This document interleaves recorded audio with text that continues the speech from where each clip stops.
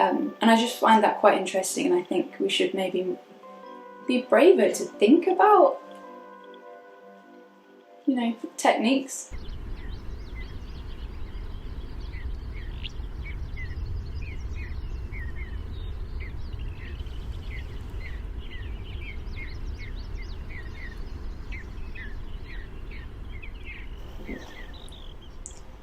Hello and welcome to Heather and Hops. If you're new around here, my name is Kat.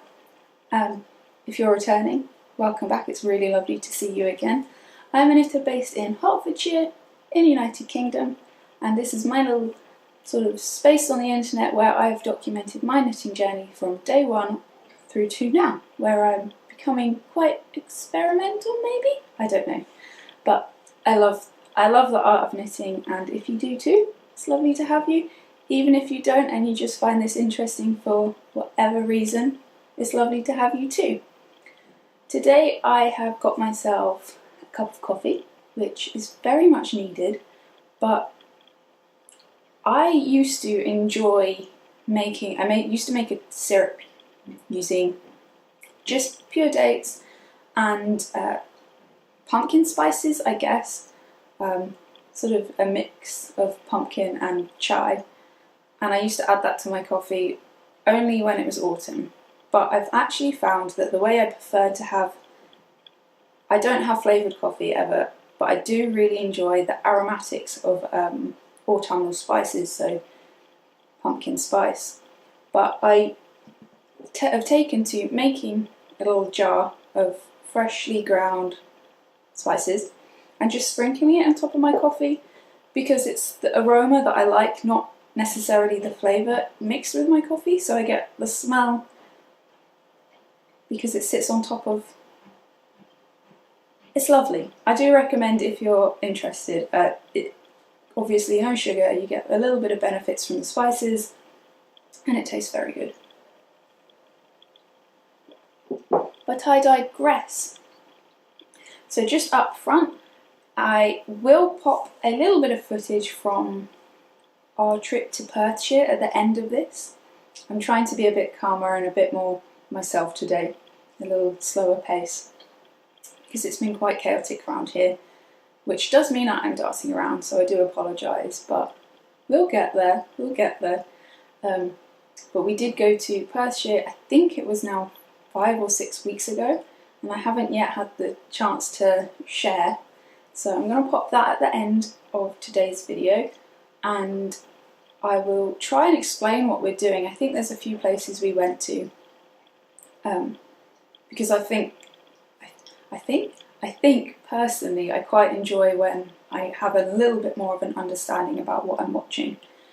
I will try and keep it a little bit, I don't think I've achieved cinematic, but I will try and keep it along those lines, but hopefully be able to work in a little bit of where we are, why we're there maybe. And hopefully that will be a bit more interesting.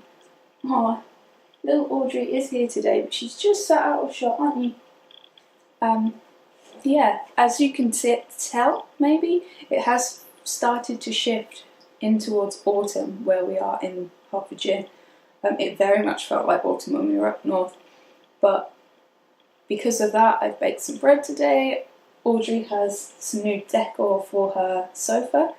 I might upgrade it even more, but this is her autumn setup, and she will probably get a Halloween setup too.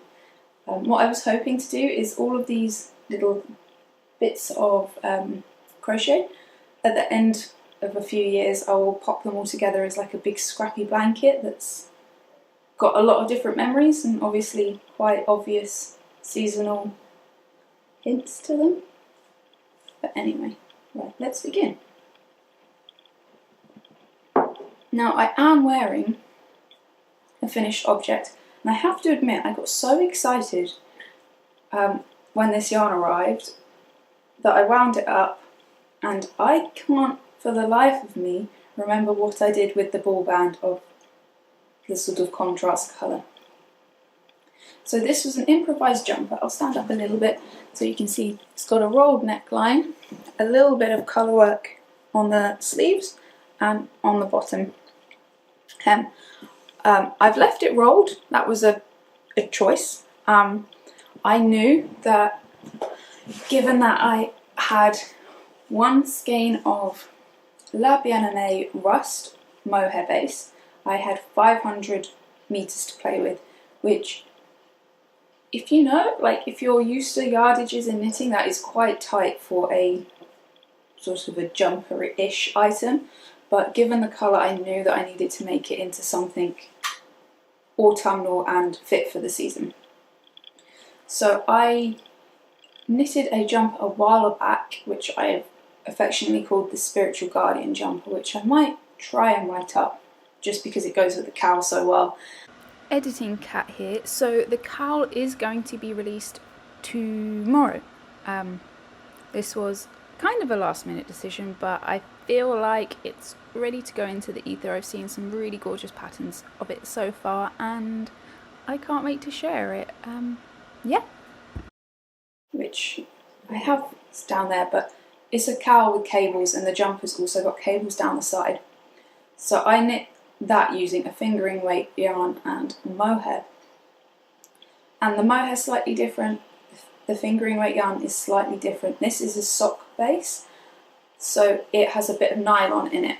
I knew that it was going to knit up slightly different to my existing one, but I had a rough idea of my gauge and I had a rough idea of that I wanted it to fit closer to the body, so I knitted the last set of increases for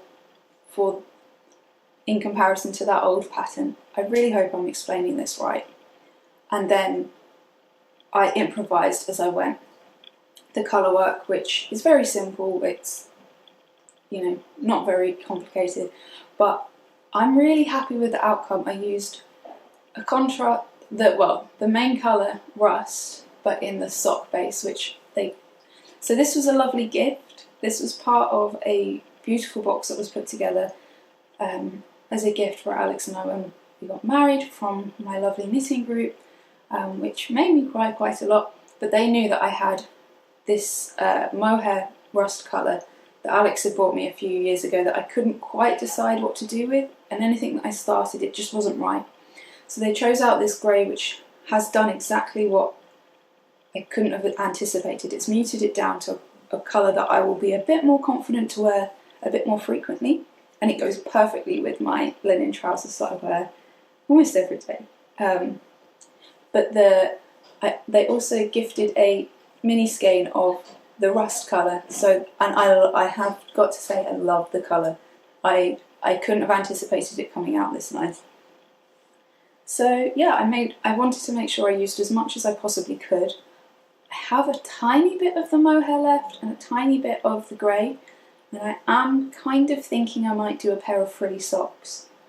One of my friends has just had a little girl and Halloween's coming up, and I just think as much as it's a really special yarn, it would be quite special to pass that yarn on and see a very tiny baby wearing Halloween frilly socks.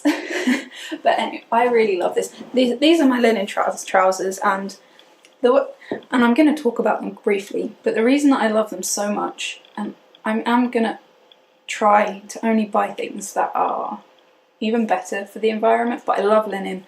I love that you can wear it winter, summer, but they have an elasticated back and an internal drawstring at the front. So these make them the perfect trousers for all time, all year round. And even if you're sat down a lot like I am, they're very comfortable. But anyway, I'm really happy with this jumper. I'm pleased with how much of the yarn I got to use up, and it will always hold a very special place in my heart. So thank you so much. You know who you are if you gifted it. I hope you enjoy that. I couldn't stop knitting it when I actually picked it up. Yeah, so I'm very pleased with this one. This is a finished object that's made me smile quite a bit. Audrey's not as excited. How are you, honey? I don't know why you chose to sit there, man. You could be sat on your bed. Another finished object, which I will just take these clippy clips. These I use so that I can hang these up on some hooks and have them on display, which partly is because they look really nice, but also is because I know that if I put these down anywhere, I would probably misplace them, and then that would be quite regretful. But my lovely friend Dimmy, hi Dimmy if you happen to be watching, we've spoken for quite some time, and that's thanks to Ravelry, and then throughout this lockdown we have a little Discord group, which is a new platform to me, but if you've been using the internet for a while, it's a bit like an AOL forum used to be, but with the addition of a channel in which you can have audio chat and video chat. So it's a really nice place to sort of hang out and meet knitters. Now it is predominantly knitters and crocheters in my group, but yeah, so I've spoken to Dimmy quite a lot for quite a long time now, and she braved writing up a sock pattern, and it's super cute. So these are the fairy ring socks, and I have a full pair of FOs now, and I just love the texture. Go on. Yeah. So the texture is just stunning. The only thing I changed was I shortened this, and that is purely because I might actually have to do some longer ones, but I generally prefer when I'm out and about wearing shorter socks. I feel like I don't need them any longer. It would be excess, because when winter comes I tend to wear tights or leggings underclothes, so it just adds bulk that I just generally don't need. Apart from, it might be nice to have a pair of welly socks that are really long, so I might do that. But yeah, these are gorgeous socks. This yarn is a one-of-a-kind colourway from Qing Fibre that I'm not going to talk much about, but that's what it is. But the German short row heel was really nice to work. I'm quite used to it because I do the fish lips kiss heel quite often. But yeah, really cute pattern, and I really can't wait for this to be released. I know that it's almost finished. I think it only needs some final pictures, which, so yeah, Dimmy, you did a lovely job. This is her first ever pattern, and it is very clear. And I will probably put these on immediately after I finish recording. I didn't block them, and I knitted them using my 9-inch circulars. And actually we've had quite a lot of chat about knitting socks in our Discord group. It's too good lately, and I think I have found my final, or I will still continue to experiment, and I think that's really important, but the method that I like most is casting on my socks. I might try toe up, but generally cuff down. I'm going to pop these down because I'm just cuddling them. So casting them on, cuff down, using a slightly longer cable needle, which is over there. So a slightly longer cable needle, and then working just 2 rounds of the ribbing, and then switching over to a 9-inch circular cable. I use 2.25 generally because I'm quite a loose knitter, but I might actually be at a point where I can go up for a slightly more relaxed fabric on socks, and I think that might be nice to do. But 9-inch circulars, because they just fly off, and then when I get to the heel, I knit the front, so the instep, of the sock, and then swap onto the longer needle again, and I tuck in the 9-inch circulars into the fabric so that this part is protected and it's not going to go anywhere, but I'm only working with these stitches back and forth on a longer needle. And I found that is a really comfortable way for me personally to knit socks. I've tried magic loop, I've tried one at a time on magic loop, I've tried two at a time magic loop.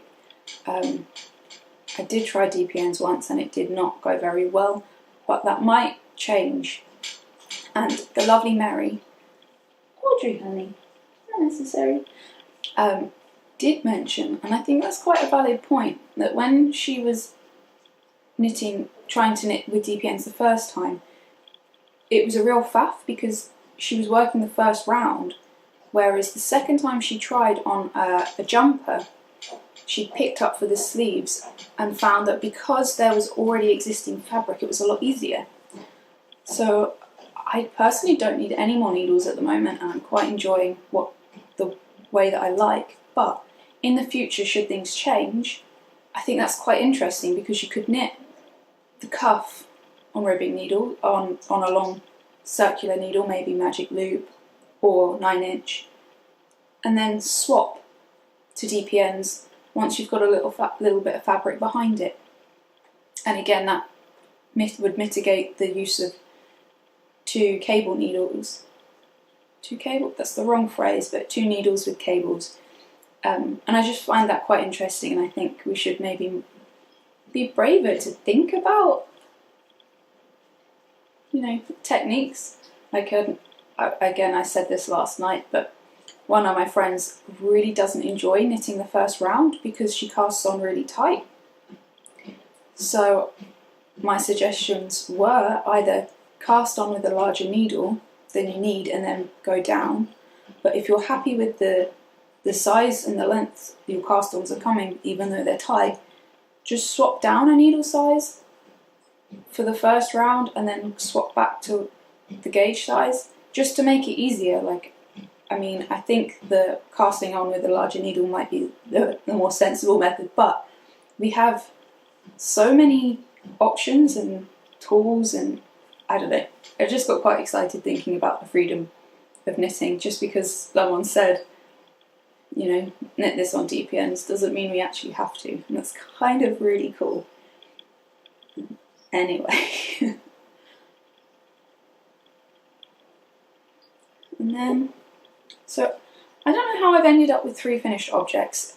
This is going to change because going forward I am probably going to be working on my final whip that I have to share with you, and maybe taking on a few slightly larger items, or working on my mystery knit along, which I'm still reluctant to share even though I'm only on the 3rd clue, and I think we're at the 5th clue now, but I just don't like to spoil surprises, and Anyway, so this was just a cuff last time I shared this, last week, and this is my little, I've affectionately named it my Lockside tree hat, and this is because when we were away, Alex was sat at the Lockside and he was sort of fishing, not quite. Oh hey, you coming up?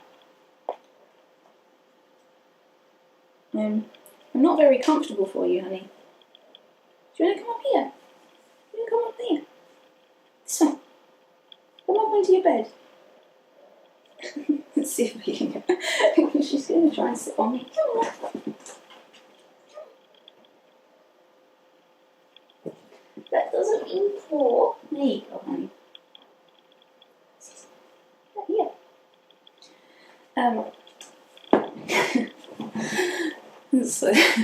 So that's little Audrey. She doesn't actually look that excited about being up there, but she spent 8 hours a day there for the last couple of weeks, so oh, she's back with me. So yes, we were sat by the side of the lock, and I was just looking at the trees, and for some reason I was completely mesmerised. And I don't have the greatest eyesight. I like to think I see in 720 instead of HD. But the trees just kind of look like straight lines to me, and I jotted it down quickly, like one of the trees I could see across the lock.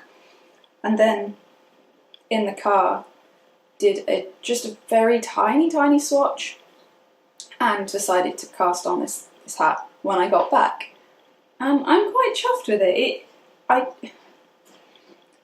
cast on with reckless abandon, and I've noticed that I have a habit of casting on too few stitches when it comes to hats, which is why I had to knit the hat I knitted at the Twilight Sad. I had to rip it back before I went to the show and start again, which is fine. I have no issue ripping back anything. So I did one repeat too many because I anticipated needing to, but I didn't. And this time I was reluctant to knit it again. So I just popped a seam in the back and cut the knitting. Because it's a woolly wool, I was able to. And I really, really like this hat. I am tempted to do a version with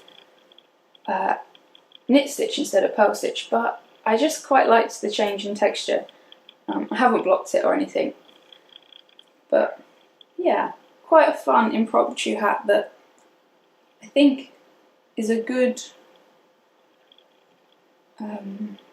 example of finding inspiration kind of anywhere. Generally outdoors is where I find it. But this, it's a hairy yarn, but this grey yarn was yarn that I picked up at the first ever knitting show I went to, Yarnporium. I went with the intention of going to a British wool workshop, and it didn't turn out to be what I'd hoped for, which is fine. I've just purchased a British Sheep Breeds book, which I'm reading through, which is really good. It's a very short version of information. It's not a big, thick, heavy reading book. It's just quite short and quite nice to reference, which I thought would be useful. But I might have to invest in something a little bit more in depth because I do find it fascinating. But yes, this is TJ Frog yarn. I can't remember. I think from memory it's limestone DK. And then this one is, this is quite fun. This was from Hunting Hall, which is a Northumbrian farm. She also has Northumbrian sheep, and this is her dark cobble colourway, and it's organic wool, and I just really like the colours. And it did remind me, because the day that we were there was a really grey day, and this was the colour. I could see the trees. So yeah, I think it was a 3.25 or 3.5 mil needle, and yeah, I'm really quite pleased with this. But my camera isn't. Yeah, I think it's going to be worn quite a bit actually for me this autumn. I'm kind of getting really drawn to, well, I say always, am I in focus? I am. I have been since I started knitting, and before, quite interested in natural fibres and just the processes, and this will be brought up again next time when I've figured out and plotted a little bit more of my project. But I do have quite a project that I'd hoped to start in January this year, and I've been thinking about for over 18 months. But I'm finally going to start this project, and it's something that I'm very excited about, and it does hark back to processes, and that makes me really happy.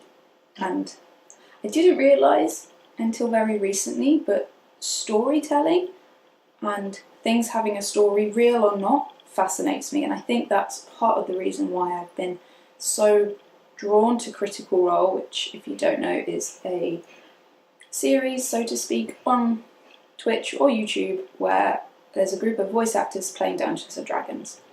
But also I've always had a fascination with old things, like this headscarf. Not necessarily old, but collected from a charity shop or car boot sale. And I just like that things can have pre-existing stories. So this project will hark back to that, and that makes me really, really excited. So I'll be sharing that next week. And I'm just going to hit pause because, well, I've been speaking for a lot longer than I anticipated, and as you might know if you've been here before, I only have a 25 minute recording limit, so boop. Think that's right. Yeah. So, and I have one work in progress to share with you. I haven't really done much on anything else because, as you can see, I've actually done quite a bit of knitting. This is not, well, maybe it hasn't been that much knitting, but it feels like it to me, alongside a lot of stuff.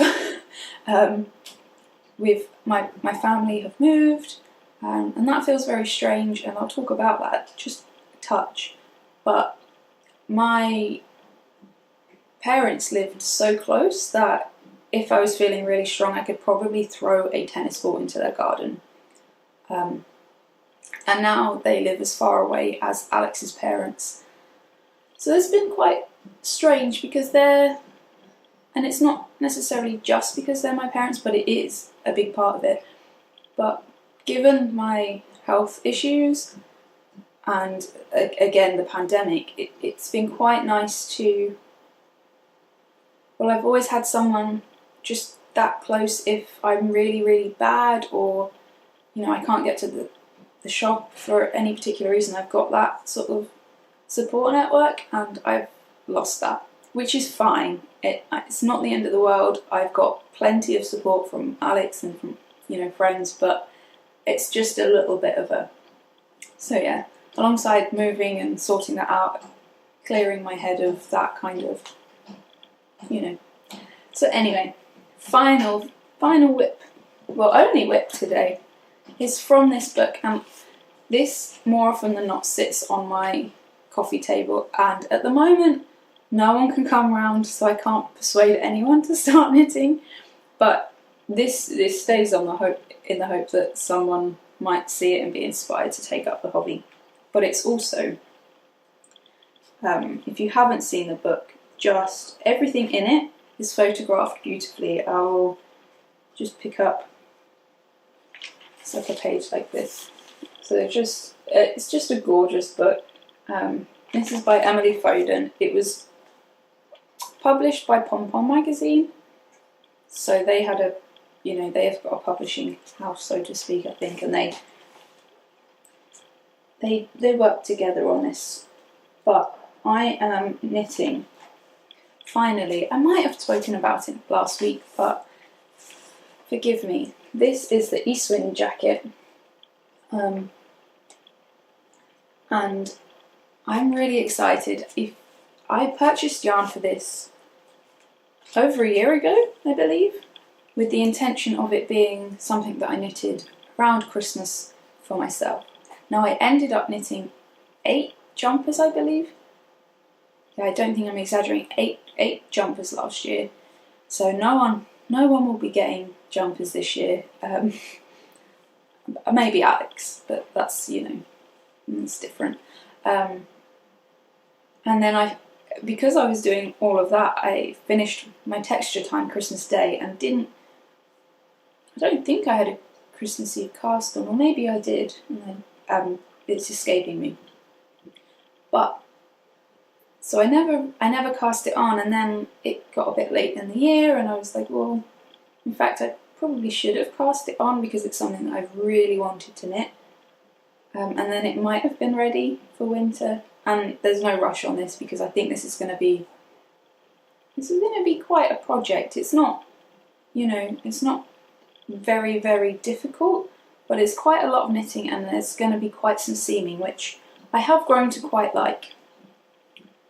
But I digress. So I can show you, this is the left front, and it doesn't, it looks kind of strange, but so this is the sleeve over here, and this is the pocket. So you should be able to figure out how that's the left front. And it has gorgeous cabling down the front, and that's replicated down the back too. And it's just a little all over texture, twisted stitches. And this is a actually it's living in Natalia's bag, and this was on my Christmas card from Natalia, who is Nat Knits Crafts. And the part of the reason that I was so excited to cast this on is that I get to use this bag again. And I wasn't not using it because I didn't want to, but the yarn for this project has been living in this bag, and it was so precious to me that I didn't want to, I didn't want to take it out of the bag or anything. It was ready to go when I felt like it was time, and now it's time. But this bag was sent to me, and it was the first bag she ever made, I believe, and it was made especially, and it has hooks on the inside, and this was for when I was commuting 3.5 hours to work, which was just foolish, considering I was very unwell still and the nature of the job, etc, etc. But this did me so proud, and still does. I can knit while I walk because it has a crossbody strap. Anyway, I love this bag, and this is where it's living. And I am using, if you've been here for a while, you might know, this is West Yorkshire Spinners Jacob Fleece DK base and mid grey, and this is one of my favourite yarns. It feels incredibly natural, and I mean, personally, I can wear this against my skin with no issue. I know that for quite some people this might be a bit scritchy, but I love it, and it still smells sheepy. Isn't it nice when you have a little bit of stash that you can squeeze and smell, because we can't do that at the moment. And then this one is just drops, which I don't know, for me, I'm not working. Knitting is becoming more of what I do. I can't afford, but I would love to. And actually, when it comes to mohair, I've got to say my favourite mohair happens to be Whistle Bear, but it's a gorgeous yarn. But anyway, this is Drops mohair in ash grey, I believe, and I really like how it's coming together and the fabric, and I think it is going to be a very snuggly piece. So I have done the left front and most of the right front, but I've got that here. It's kind of the same, so it's not really that worth showing you, but I have a lovely little mistletoe progress keeper on there too, which is by Woolen Witch, which is Steph. So yeah, it's quite close to being finished. This needs to be maybe an inch wider or 2 inches wider, and then it's done. So there's no rush on this project, but I'm really enjoying working on it. There's an element of thinky because you've got 2 pattern repeats, but by using a tally, I've found that I can knit this in the evening and wherever without one issue. I forgot to do the cable and had to drop back in our knit night last night, but other than that, it's a very nice project that I hope to be with me for a while. I don't want to rush it. I want to really enjoy it. I'm enjoying the process a lot. So yeah, I think that's it. I really hope you are having a good time no matter where you are. I know that for a lot of people there's a lot going on. Not necessarily great. There's change afoot, which has the opportunity to be really good, but you know, I'm not going to go into it too much, but I hope you do find some joy and pleasure in life. I hope you're sharing that with people close to you, be that online, be that far away. Remember that we've got that Discord group if you need some knitting friends, whether you're starting your knitting journey today or you've been doing it for 50 years. Everyone's welcome. It's a great little hub of wealth of knowledge. There is over 70 of us now, so that it's quite a constant flow of chatter. You can turn notifications off. You don't have to be online. It's quite cool. But yes, we're there to have a chat should you need us in this strange time. And I think that's everything for today. Look after yourselves, be kind to one another, and I hope to see you again very soon.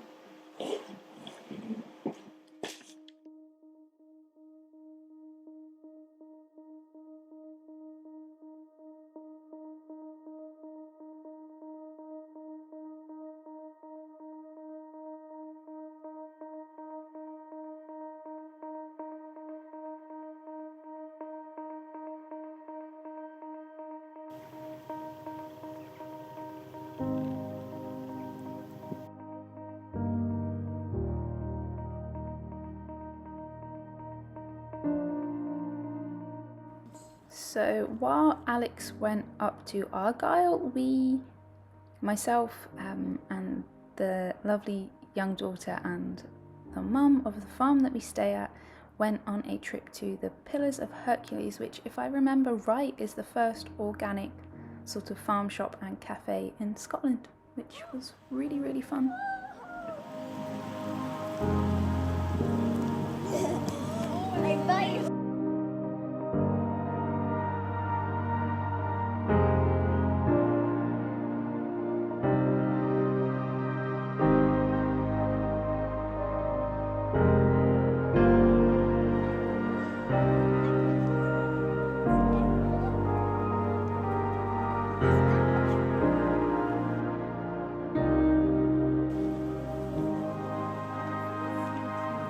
It's lovely.